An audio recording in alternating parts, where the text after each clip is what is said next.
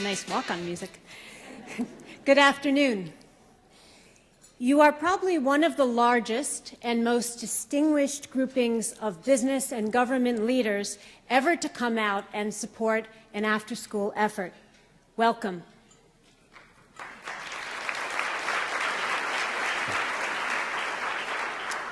This, I believe, is a sign of the times because there's a growing interest in after-school programs as a means for dealing with the failure of the public schools, particularly for poor and minority young people.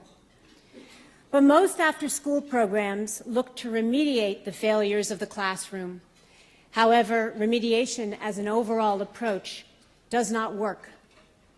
Replicating the methodology of failure inside the school by doing roughly the same thing outside of school does not, indeed cannot solve the problem.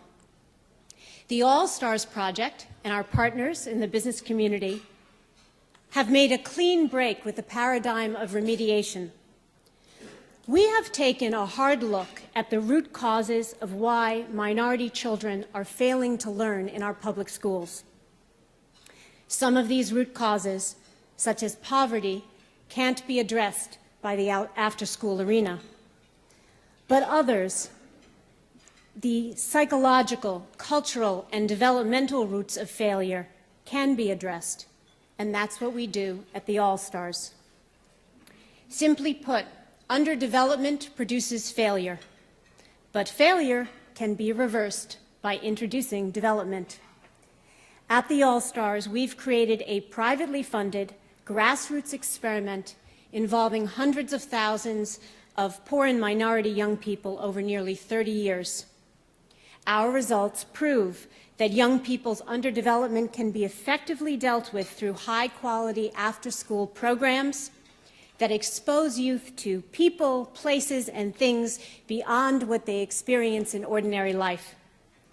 These experiences, they awaken a sense of worldliness and belonging and help them to grow and develop. Our case for after school rests on a new paradigm where the key to helping young people to learn is finding ways to help them develop. Learning is not just learning to pass tests, it's learning how to embrace knowledge, to embrace oneself, to embrace one's community. Once our young people are developed, they can do more with and in our public schools. The root problem is not the teachers, though we need to improve the quality of teaching. The root problem is not the parents, though parents need support with the developmental issues they face. The problem is not the curriculum, though curriculum must keep pace with the changes in technology and science and the humanities. But the vital contribution of the after-school movement is that this is where we can ignite young people's development, giving them the kinds of outside-of-school experiences that help them become learners.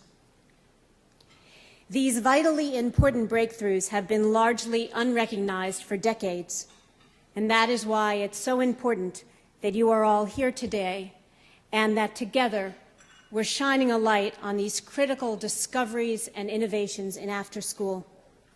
Thank you so much for being here and for being part of this after-school movement.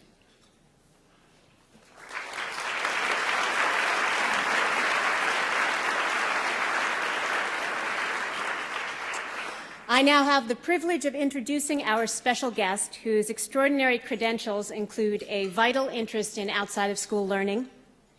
We feel a special kinship with Sheila because she is someone who challenges conventional wisdom and institutional failure. And we have a very strong respect for people with the courage and tenacity to do that. Sheila Bair is chairman of the Federal Deposit Insurance Corporation, the FDIC, and a member of its board of directors. In 2009, Chairman Bair was named one of Time magazine's 100 most influential people.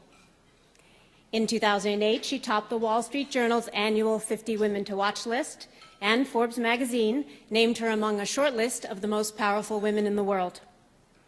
Today, the young people of the All-Stars Project Development School for Youth will be presenting Chairman Bair with their Honorary Doctorate of Development. Their award not only recognizes her influence on Wall Street and Washington, but also honors her for helping young people become financially literate and relating to them not just as citizens of the nursery, but as citizens of the world. Chairman Bear has written 2 children's books, Rock, Brock, and the Savings Shock, and Isabel's Car Wash, which she wrote to inspire her daughter and other girls to start businesses of their own. She has the distinction of being someone whose words move markets. Her influence extends from Wall Street to Main Street. In fact, my own 10-month-old nephew, Noah, in Minnetonka, Minnesota, is a devoted Sheila Bair fan.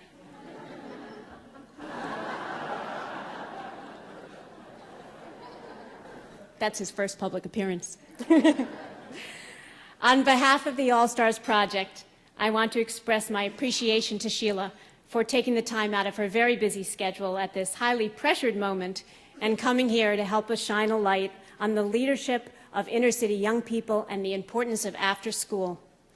You know, when the All-Stars Youth heard she was coming, they came up with this little-known fact. With Chairman Bear at its helm, you could say that FDIC stands for more than Federal Deposit Insurance Corporation. It also means for the development of our inner cities. Ladies and gentlemen, please give a warm welcome to the chairman of the FDIC, Sheila Bair.